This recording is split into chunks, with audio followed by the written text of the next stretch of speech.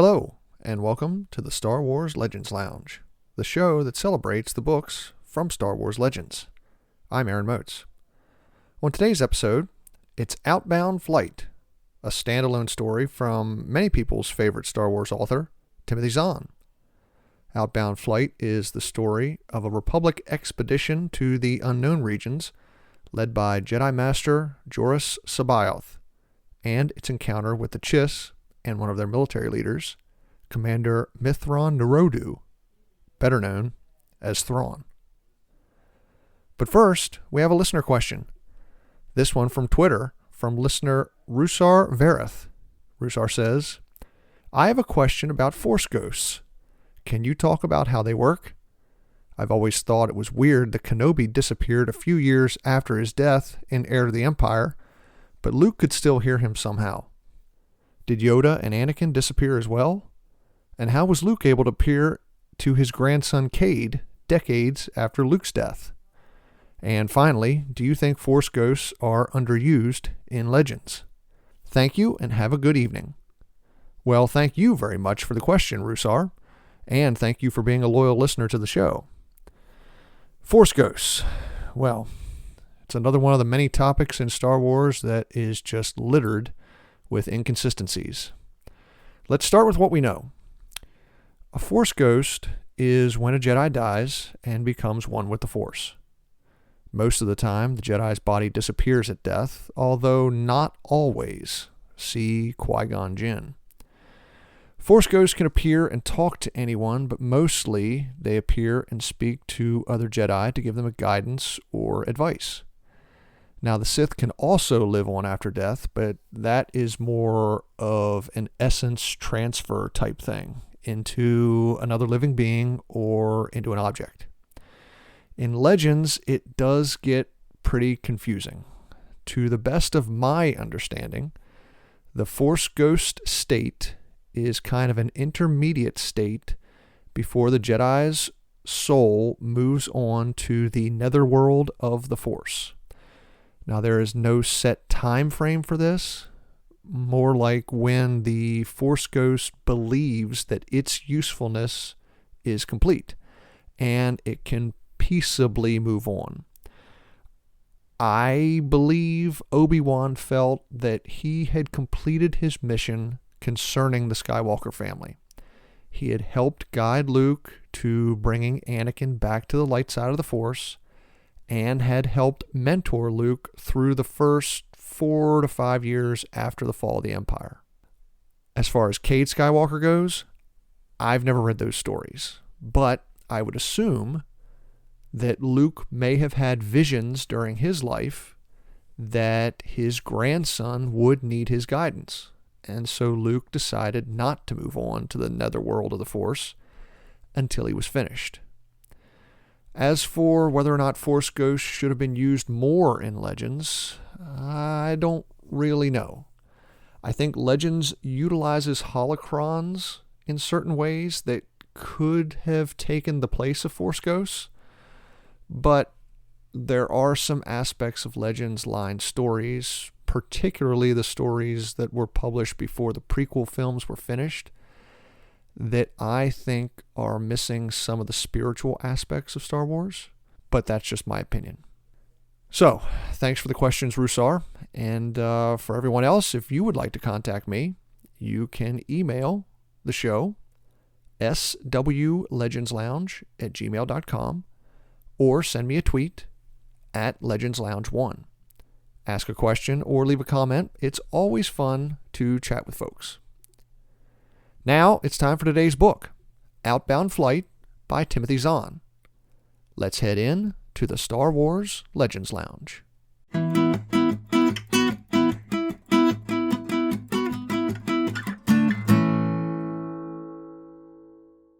The story takes place about 5 years after the Battle of Naboo and follows two storylines that intersect about 3/4 of the way through the book.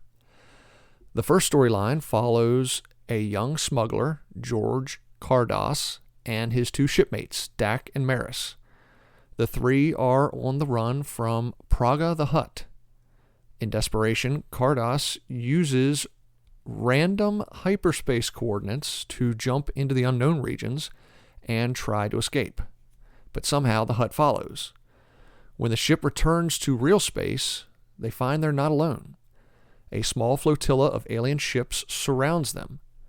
The smugglers surrender, but Praga's ship attacks. Even though the Hutt's ships are larger and more heavily armed, the alien ships wipe them out. Now the smugglers are taken captive and introduced to the aliens, blue-skinned humanoids with glowing red eyes called Chiss, and their commander, Mithron Nerodu, who Kardos will come to know better as Thrawn. Thrawn is intrigued by the smugglers, and he, Kardos, and Maris learn from each other. Kardos tells Thrawn about the Republic and the growing military powers of the Trade Federation and the Separatists, while Thrawn explains the political hierarchy of the Chiss Ascendancy and its military doctrine of waging war only after the opponent attacks first.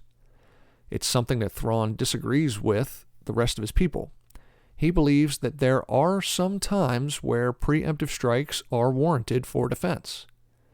Thrawn puts this philosophy into action in an encounter with the Vagari, a nomadic alien race of conquerors and slavers that control much of the space around the Chiss Ascendancy, but that have not invaded Chiss-controlled space.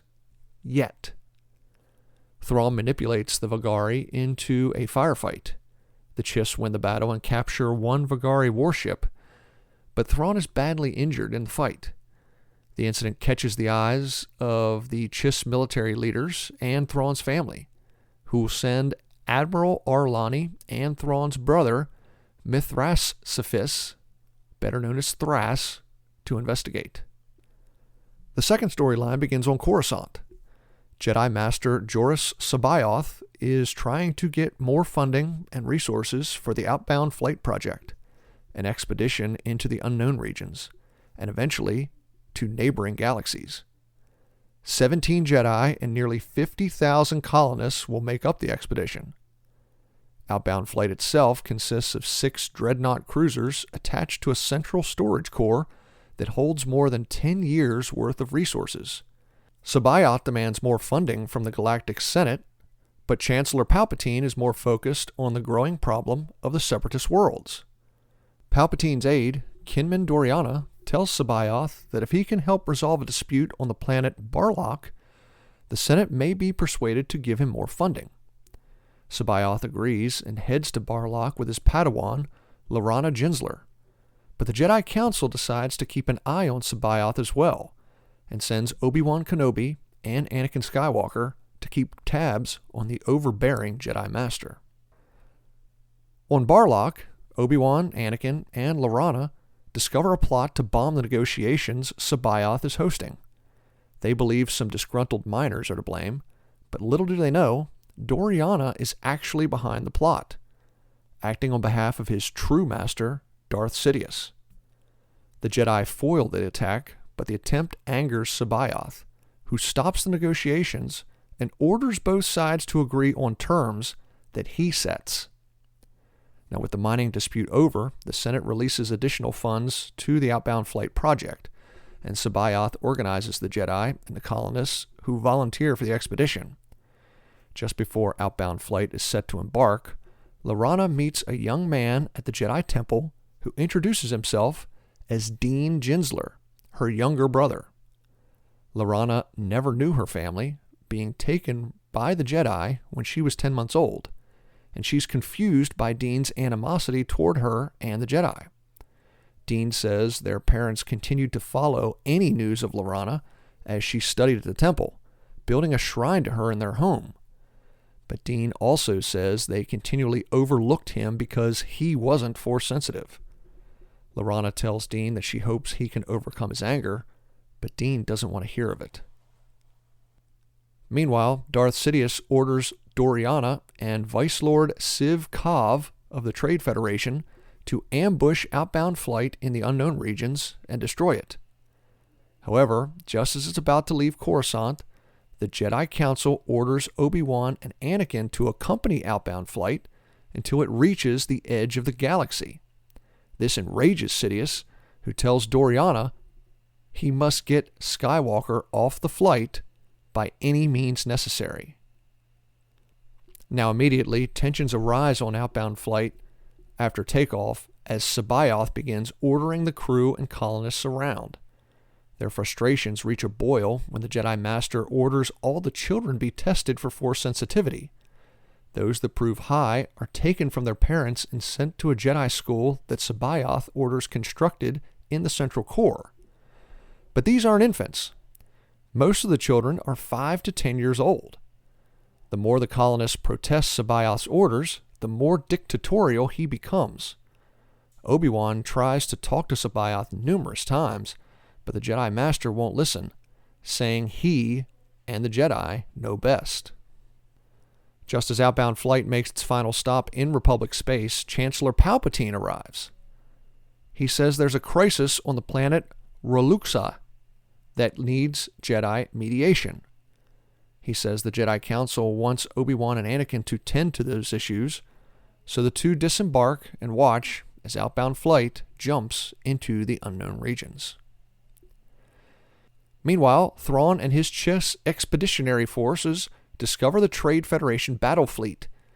The Chiss easily defeat the droid fighters and take Doriana and Cav into custody. Under questioning, Doriana tries to convince Thrawn that Outbound Flight is a danger to the Chiss, especially the Jedi. He says they're looking to make contact with a powerful alien invasion force outside the edge of the galaxy. Thrawn agrees, telling the two that the Chiss have encountered a very small contingent of these outsiders before, and know how great a danger they could pose to the galaxy. Now, while Thrawn prepares for Outbound Flight to arrive, Kardas steals a Chiss shuttle and flees, but he's captured by a Vagari warfleet. Kardas tells the Vagari about the droid technology the Chiss have taken from the Trade Federation fleet, enticing the Vagari to invade Chiss space looking for the Trade Federation fleet. When Outbound Flight arrives in Chiss space, Thrawn prevents it from re-entering hyperspace by using a gravity well projector. This enrages C'baoth, and as the two sides prepare for battle, the Vagari fleet arrives. As the Vagari attack Outbound Flight, Thrawn takes advantage of the situation and uses reprogrammed droid fighters to attack the Vagari. Eventually, the Vagari are defeated and flee, but not before severely damaging Outbound Flight. Enraged, C'baoth lashes out at Thrawn, force-choking him. But Doriana comes to Thrawn's rescue, sending the droid fighters to drop radiation bombs in the 6 dreadnoughts. In an instant, all life in the 6 warships are snuffed out. After the battle, Thrawn is reprimanded for violating Chiss military doctrine. Thrawn's investigation into Outbound Flight is cut short, but his brother Thras and Kardas remain. They find Jedi Lorana Dinsler and 57 survivors who were in the central storage core when the radiation bombs detonated in the dreadnoughts. Knowing Outbound Flight can't stay in Chiss space, Thras orders Kardas back to Thrawn and his fellow smugglers. He and Lorana will steer the ships to a small, habitable world hidden in a nearby nebula. As Thras and Lorana prepare to scuttle Outbound Flight on the planet, they discover that the other 57 survivors have left the central storage core and entered Dreadnought Number 4, the ship directly opposite Dreadnought Number 1, where Thras and Lorana are located, and the one set to hit the ground first. Thras and Lorana decide to flip Outbound Flight 180 degrees, protecting the remaining settlers in Dreadnought Number 4, but sacrificing themselves, as their ship, Dreadnought Number 1, crashes first. As Thrawn is brought before one of the heads of the Chiss ruling families, Admiral Arlani and Doriana convince the aristocrat to drop all charges. Thrawn will remain in command of his expeditionary force, patrolling the edges of the Chiss space, preparing for the invasion of the Far Outsiders. Time for a break. I'm Aaron Moats. You're listening to the Star Wars Legends Lounge.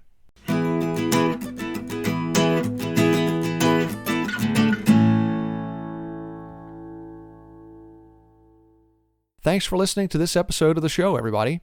Here on the Star Wars Legends Lounge, we like to celebrate the stories from the Star Wars Legends line of books. But allow me to take a moment and recommend a book from Star Wars canon.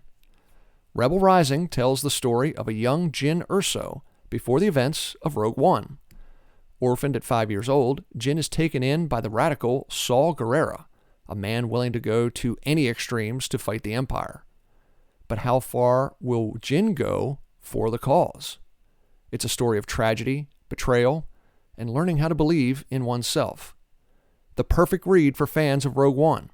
That's Rebel Rising by Beth Revis.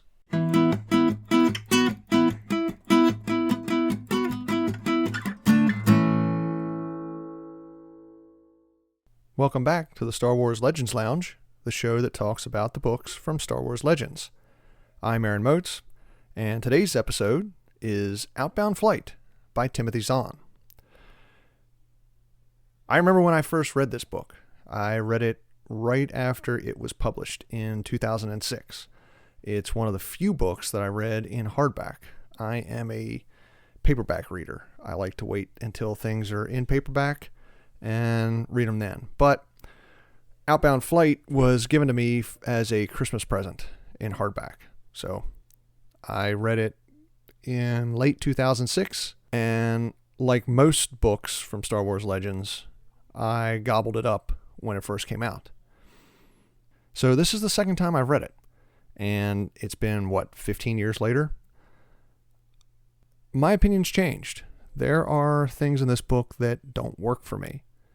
I'm not saying the book is bad, because it isn't. One of the issues I have is Jedi Master Joruus C'baoth. I don't believe him as a Jedi Master.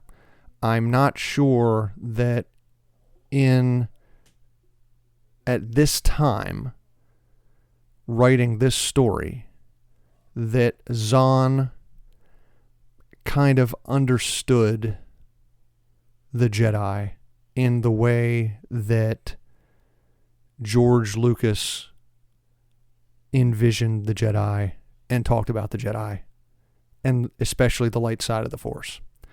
Because all throughout this book, C'baoth orders people around.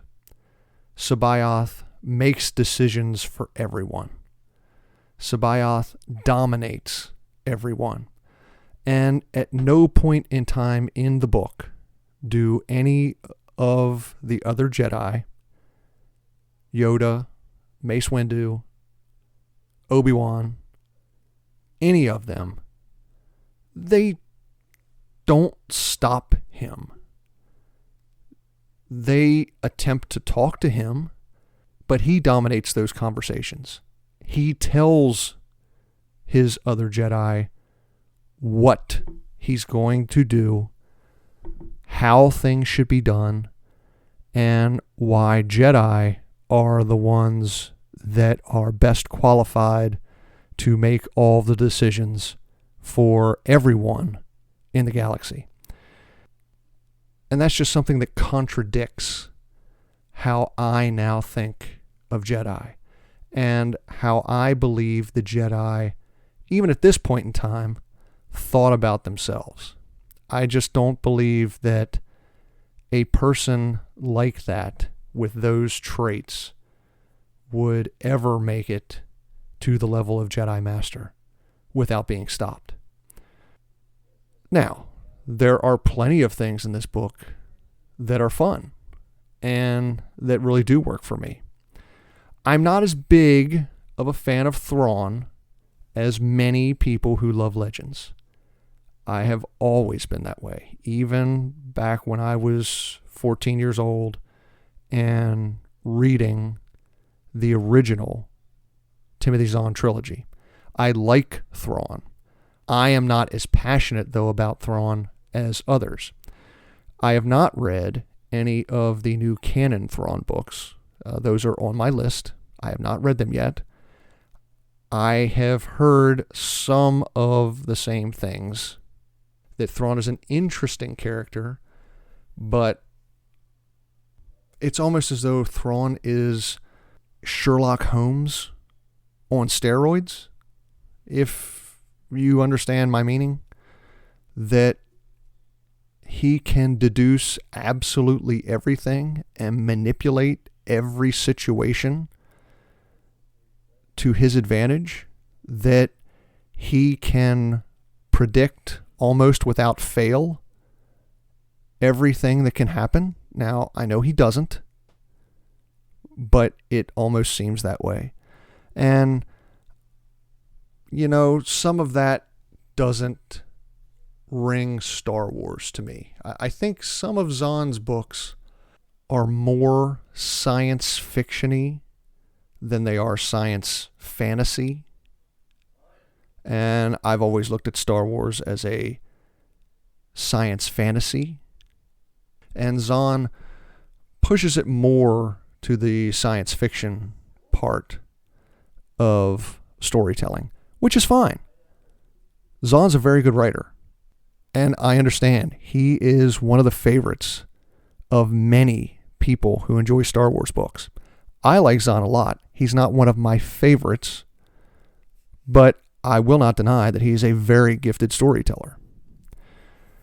But I think I prefer the Thrawn of Star Wars Rebels for those that have seen the animated television show. The Thrawn of Rebels, to me, while he has some of the same characteristics as a brilliant tactician and someone who is very logical and can use his powers of deduction to get an advantage in almost every situation, the Thrawn of Rebels is a villain. And sometimes in Zahn's books about Thrawn, he doesn't seem like a villain. He seems like someone who is simply out for himself and for the betterment of the Chiss ascendancy. I'm wondering if the Thrawn of the live action series that we know we are going to get, for anyone who has seen The Mandalorian, I'm wondering if that Thrawn is going to be more like the Thrawn of Rebels, the villain. So, that's enough of me criticizing the book. What does the book do well? The book does a lot of things well. If people like the scenes of battle, there are plenty of good battle descriptions in this book. The interactions between Obi-Wan, Anakin, and Sabayoth are really interesting. I may not be a big fan of Sabayoth, and I may not completely believe that he would be in his position in the Jedi Order that he is, does not take away from the fact that the three of them have some fascinating discussions. This is Anakin Skywalker at about 14 years old, 15 years old. And he already shows an inclination into following people that portray authority. There are numerous times in this book where Obi-Wan and Sabayoth's Padawan, Lorana Gensler, voice their skepticism over many of the things that Sabayoth says and what he does. But Anakin agrees with a lot of his methods and tactics. There are a few times where Anakin says the galaxy would be a better place if people just listened to folks like Sabayoth who had the authority and the ideas on how to keep peace and order amongst the people. I really thought those discussions were interesting. Perhaps the part of the book that I found the most interesting was a very short section where Lorana Gensler meets her brother Dean. And Dean talks about how jealous he was of how much his parents adored Lorana. Even though they hadn't seen her since she was 10 months old, they still followed all the news of all of her accomplishments as a youngling and a Padawan and then getting knighted right before Outbound Flight was set to take off, and how Dean grew up in the shadow of this person that wasn't there. Lorana, of course, is taken aback because, one, she doesn't know her family, and two, while she can be compassionate and understand Dean's anger and frustration, none of this is her fault. She doesn't really understand the hostility that he has toward her in this scene. It's one of those things that I hope we see in Star Wars canon.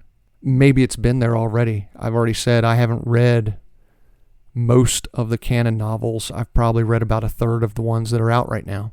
But I would really like to see a story about a Jedi who was taken as a child and somehow finds their family, or their family finds them, and how that dynamic works. Not just in a chapter of a book, but how that dynamic works over the entire plot of a book, or over a handful of episodes in a television show. I just think that would be fascinating. I mean, what do you do if you discover a family that you didn't really know you had? I guess that's not saying it right. You knew you had a family. You knew you had parents, but you don't remember them at all. I can imagine that this actually happens in real life occasionally, and I'm sure it's extremely difficult and extremely emotional. But I find it fascinating. I found this little interaction in this book fascinating. And I hope to see more of those types of things in Star Wars storytelling going forward. So, really good discussion this week. It was a really interesting read, especially in how my opinions of the subject I can look back on and say, this is the stuff I really liked when I first read it, but today these things worked for me and these things didn't. And how that changed over time. That's kind of the things that I really find interesting. So, time to wrap up. On next week's episode, we're going to read one of the books that I have not read before. At least I don't remember reading it. Razor's Edge by Martha Wells, a story set during the events of the original trilogy. I think it's the first book on the show that I will have read from the original trilogy. Until then, if you'd like to get in contact with me, please email the show at swlegendslounge@gmail.com or send a tweet at legendslounge1. Ask me a question or send a message. I'd love to hear from everybody. Thank you so much for listening to the Star Wars Legends Lounge. I'm Aaron Motes, and remember, there's always a bit of truth in legends.